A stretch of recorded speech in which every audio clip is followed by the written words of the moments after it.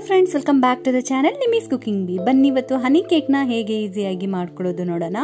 ಇವತ್ತೇನಾದರೂ ನಿಮ್ಮ ಆ್ಯನಿವರ್ಸರಿ ಆದರೆ ಇಲ್ಲ ಬರ್ತ್ಡೇ ಬರ್ತಿದೆ ಅಂತ ಅಂದಾಗ ಮನೆಯಲ್ಲೇ ಈ ಕೇಕ್ನ ಟ್ರೈ ಮಾಡಿ, ಸಿಕ್ಕಾಪಟ್ಟೆ ಚೆನ್ನಾಗಿರುತ್ತೆ. ನಮ್ಮ ಮನೇಲಿ ಎಲ್ಲರಿಗೂ ಇಷ್ಟ ಆಗಿದೆ.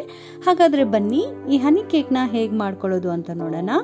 ಸೊ ನ್ಯೂ ಇಯರಲ್ಲಿ ಫಸ್ಟ್ ನಾನು ಅಪ್ಲೋಡ್ ಮಾಡ್ತಿರೋಂಥ ವಿಡಿಯೋ ಇದು. ಸೊ ಎಲ್ಲರಿಗೂ ಬಿಲೇಟೆಡ್ ಹ್ಯಾಪಿ ನ್ಯೂ ಇಯರ್. ಬನ್ನಿ ಈ ಹನಿ ಕೇಕ್ಗೆ ಏನೇನೆಲ್ಲ ಬೇಕು, ಹೇಗೆ ಮಾಡ್ಕೊಳ್ಳೋದು ಅಂತ ನೋಡೋಣ. ಅದಕ್ಕಿಂತ ಮುಂಚೆ ನೀವು ಯಾರಾದರೂ ಚಾನಲ್ನ ಫಸ್ಟ್ ಟೈಮ್ ನೋಡ್ತಿದ್ರೆ ಪ್ಲೀಸ್ ಚಾನಲ್ನ ಸಬ್ಸ್ಕ್ರೈಬ್ ಮಾಡಿ, ಹಾಗೆ ಪಕ್ಕದಲ್ಲಿ ಬರೋಂಥ ಬೆಲ್ ಐಕನ್ನ ಕ್ಲಿಕ್ ಮಾಡೋದು ಮಾತ್ರ ಮರಿಬೇಡಿ.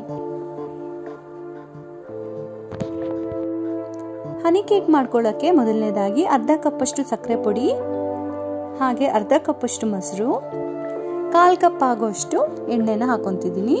ಫ್ಲೇವರ್ಗಾಗಿ ವೆನಿಲಾ ಎಸೆನ್ಸ್ 1/4 ಚಮಚದಷ್ಟು ಹಾಕ್ಕೊಳ್ಳಿ. ಇವಾಗ ಚೆನ್ನಾಗಿ ಈ ರೀತಿ ಮಿಕ್ಸ್ ಮಾಡ್ಕೊಳ್ಳಿ. ನೋಡ್ತಿರಲ್ಲ, ಎಲ್ಲ ಕೂಡ ಈ ರೀತಿ ಮಿಕ್ಸ್ ಆಗಬೇಕು. ಇವಾಗ ಒಂದು ಜರಡಿಯಲ್ಲಿ 1 ಕಪ್ಪಷ್ಟು ಮೈದಾ ಹಿಟ್ಟು, 1 ಟೀ ಸ್ಪೂನಷ್ಟು ಬೇಕಿಂಗ್ ಪೌಡರ್, 1/4 ಟೀ ಸ್ಪೂನಷ್ಟು ಕುಕಿಂಗ್ ಸೋಡಾನ ಹಾಕ್ಕೊಂಡು ಚೆನ್ನಾಗಿ ರೀತಿ ಜರಡಿ ಮಾಡಿಟ್ಕೊಳ್ಳಿ. ಸೊ ಇವಾಗ ಇದನ್ನು ಮಿಕ್ಸ್ ಮಾಡ್ಕೊಳ್ಳೋಣ. ಸೊ ಒಂದೇ ಡೈರೆಕ್ಷನಲ್ಲಿ ಈ ರೀತಿ ಮಿಕ್ಸ್ ಮಾಡ್ಕೋಬೇಕು. ಕನ್ಸಿಸ್ಟೆನ್ಸಿ ಸ್ವಲ್ಪ ಗಟ್ಟಿ ಅನಿಸ್ತಿದೆ ಅಲ್ಲ, ಸೊ ಈ ಟೈಮಲ್ಲಿ ಅರ್ಧ ಕಪ್ಪಷ್ಟು ಹಾಲನ್ನ ನೀವು ಸೈಡ್ಗೆ ಇಟ್ಕೊಳ್ಳಿ. ಸೊ ಇದನ್ನು ಕಾಯಿಸಿ ತಣ್ಣಗಾಗಿರುವಂಥ ಹಾಲಿವು.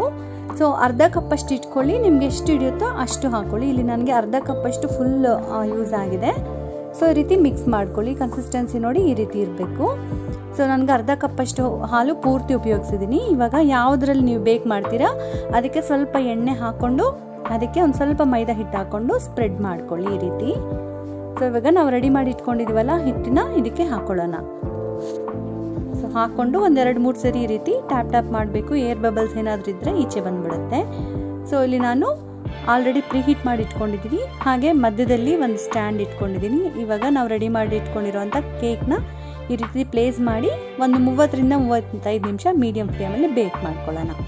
ಇವಾಗ ಶುಗರ್ ಸಿರಪ್ಗೋಸ್ಕರ 1/4 ಕಪ್ಪಷ್ಟು ಸಕ್ಕರೆ ಪುಡಿ, 1/4 ಕಪ್ಪಷ್ಟು ನೀರು ಹಾಕ್ಕೊಂಡು ಮಿಕ್ಸ್ ಮಾಡ್ಕೊಳ್ಳಿ. ಸೊ ಇದಕ್ಕೇನೆ 1-2 ಟೇಬಲ್ ಸ್ಪೂನ್ ಆಗೋಷ್ಟು ಜೇನುತುಪ್ಪನ ಹಾಕೊತಿದ್ದೀನಿ. ಸೊ ಹಾಕ್ಕೊಂಡು ಒಂದ್ಸರಿ ಬಾಯ್ಲ್ ಬಂದರೆ ಸಾಕು, ಏನು ಜಾಸ್ತಿ ಕುದಿಯೋ ಅವಶ್ಯಕತೆ ಏನಿಲ್ಲ. ಸೊ ಒಂದ್ಸರಿ ನೋಡ್ತಿರಲ್ಲ ಬಾಯ್ಲ್ ಆಗ್ತಿದೆಲ್ಲ, ಇವಾಗ ಸ್ವಿಚ್ ಆಫ್ ಮಾಡಿಕೊಂಡು ಸೈಡ್ಗೆ ಇಟ್ಕೊಳ್ಳೋಣ. ಇವಾಗ ಅದೇ ಪ್ಯಾನಲ್ಲಿ ನಾವು ರೆಡಿ ಮಾಡಿ ಇಟ್ಕೊಂಡಿದ್ದೀವಲ್ಲ ಶುಗರ್ ಸಿರಪ್ನ ಹಾಕಿ 1-2 ಟೇಬಲ್ ಸ್ಪೂನ್ ಆಗೋಷ್ಟು ಫ್ರೂಟ್ ಜಾಮ್ನ ಹಾಕಿ ಚೆನ್ನಾಗಿ ರೀತಿ ಮಿಕ್ಸ್ ಮಾಡ್ಕೊಳ್ಳಿ. ಸ್ವಲ್ಪ ಲಿಕ್ವಿಡ್ ಕನ್ಸಿಸ್ಟೆನ್ಸಿ ಬರಬೇಕು. ಜಾಸ್ತಿ ಕೂಡ ನೀವು ಶುಗರ್ ಸಿರಪ್ನ ಹಾಕಕ್ಕೆ ಹೋಗ್ಬೇಡಿ. 1 ಟೀ ಸ್ಪೂನ್ ಇಲ್ಲ 1 ಟೇಬಲ್ ಸ್ಪೂನ್ ಅಷ್ಟು ಹಾಕೊಂಡ್ರೆ ಸಾಕು. ನೋಡ್ತಿರಲ್ಲ ಕರಗಿದೆ. ಇವಾಗ ಸೈಡ್ಗೆ ಇಟ್ಕೊಳ್ಳೋಣ.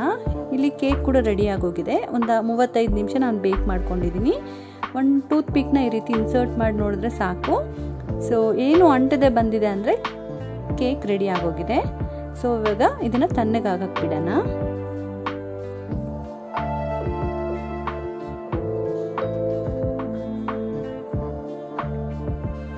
ಕೇಕ್ ಈಗ ಕಂಪ್ಲೀಟ್ ಆಗಿ ತಣ್ಣಗಾಗಿದೆ. ಇವಾಗ ಇದನ್ನು ಡಿಮೌಲ್ಡ್ ಮಾಡ್ಕೊಳ್ಳೋಣ. ಫ್ಲಿಪ್ ಮಾಡಿ ಈ ರೀತಿ ಟ್ಯಾಪ್ ಮಾಡಿದ್ರೆ ಸಾಕು, ಈಸಿಯಾಗಿ ಡಿಮೌಲ್ಡ್ ಆಗುತ್ತೆ.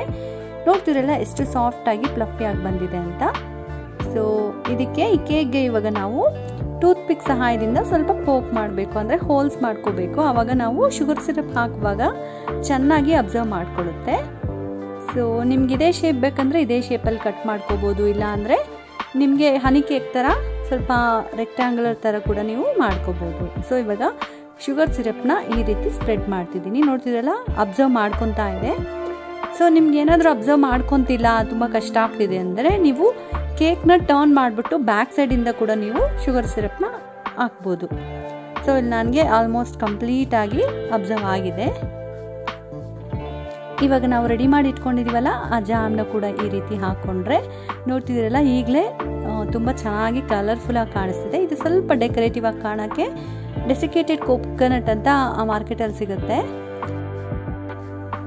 ಸೊ ಈ ಡೆಸಿಕೇಟೆಡ್ ಕೋಕೋನಟ್ ಅಂದರೆ ಡ್ರೈ ಕೋಕೋನಟ್ ಇರುತ್ತೆ ನೋಡಿ, ಅದು ಮೇಲೆ ಸಿಪ್ಪೆ ತೆಗೆದ್ಬಿಟ್ಟು ನೀವು ಸ್ವಲ್ಪ ಮಿಕ್ಸಿ ಜಾರ್ಗೆ ಹಾಕ್ಕೊಂಡು ಲೈಟಾಗಿ ಹೊರ್ಕೊಂಡ್ರೆ ಸಾಕು, ಅದನ್ನೇ ಡೆಸಿಕೇಟೆಡ್ ಕೋಕೋನಟ್. ಸೊ ಇದೆಲ್ಲ ಶಾಪ್ಸಲ್ಲೂ ಅವೈಲಬಲ್ ಆಗಿರುತ್ತೆ. ಅಷ್ಟೇ, ನೋಡಿದ್ರಲ್ಲ ಎಷ್ಟು ಈಸಿಯಾಗಿ ಈ ಟೇಸ್ಟಿ ಆಗಿರುವಂಥ ಹನಿ ಕೇಕ್ನ ಮನೆಯಲ್ಲೇ ಮಾಡ್ಕೋಬೋದು ಅಂತ. ಖಂಡಿತ ನೀವು ಕೂಡ ಟ್ರೈ ಮಾಡಿ. ಇದು ನಿಮ್ಮೆಲ್ಲರಿಗೂ ಇಷ್ಟ ಆಗುತ್ತೆ. ನೀವು ಟ್ರೈ ಮಾಡಾದ್ಮೇಲೆ ನನ್ನ ಇನ್ಸ್ಟಾಗ್ರಾಮ್ಲಿ ನಿಮ್ಮ ರೆಸಿಪಿ ಪಿಕ್ನ ಟ್ಯಾಗ್ ಮಾಡಿ. ನೀವಿನ್ನೂ ಚಾನಲ್ನ ಸಬ್ಸ್ಕ್ರೈಬ್ ಮಾಡಿಲ್ಲ ಅಂದರೆ ಪ್ಲೀಸ್ ಚಾನಲ್ನ ಸಬ್ಸ್ಕ್ರೈಬ್ ಮಾಡಿ, ಲೈಕ್ ಮಾಡಿ, ನಿಮ್ಮ ಫ್ರೆಂಡ್ಸ್ ಜೊತೆಗೆ ಫ್ಯಾಮಿಲಿ ಜೊತೆಗೆ ಶೇರ್ ಮಾಡಿ. ಮತ್ತೊಂದು ಈಸಿ ಆ್ಯಂಡ್ ಇಂಟ್ರೆಸ್ಟಿಂಗ್ ರೆಸಿಪಿ ಜೊತೆಗೆ ನಿಮ್ಮ ಮುಂದೆ ಬರ್ತೀನಿ. ಅಷ್ಟು ತನಕ ಎಲ್ಲರೂ ಟೇಕ್ ಕೇರ್, ಬಾಯ್ ಬಾಯ್.